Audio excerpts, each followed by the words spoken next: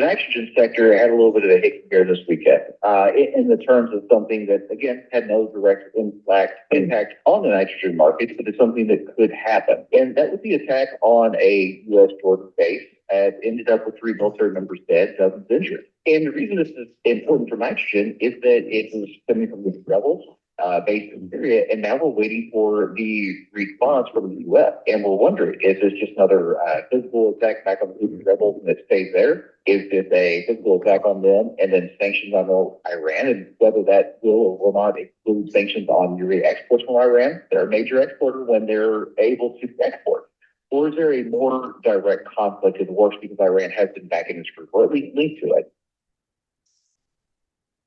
Global conflict in the Middle East has impacted the fertilizer prices for U.S. farmers in the planting season.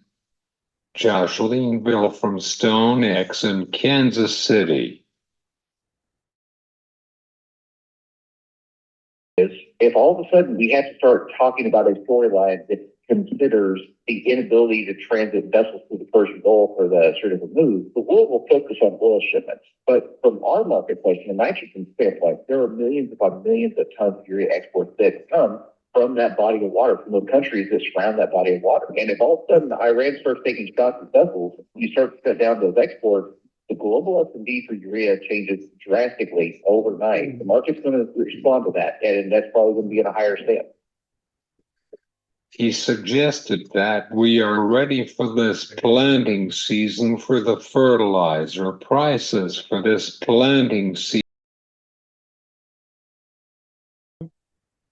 There is, and that situation is one that I would say that's an incredibly low probability, right? Nobody wants a regional war. It's just one of those situations that might happen. And in terms of what we can do, it's still one of those situations. I think we need to be a little more on top of things going into the spring. What I mean by that, it does not mean you have to buy everything right now and you won't get it, because we've probably told that story so many times. I think we've got a good start on imports. I think we've got a good supply of products to get the thing started.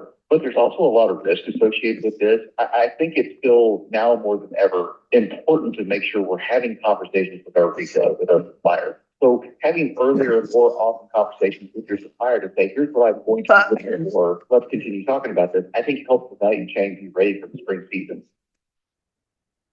Josh have some concerns about the shipment of fertilizer in the Red Sea and Middle East.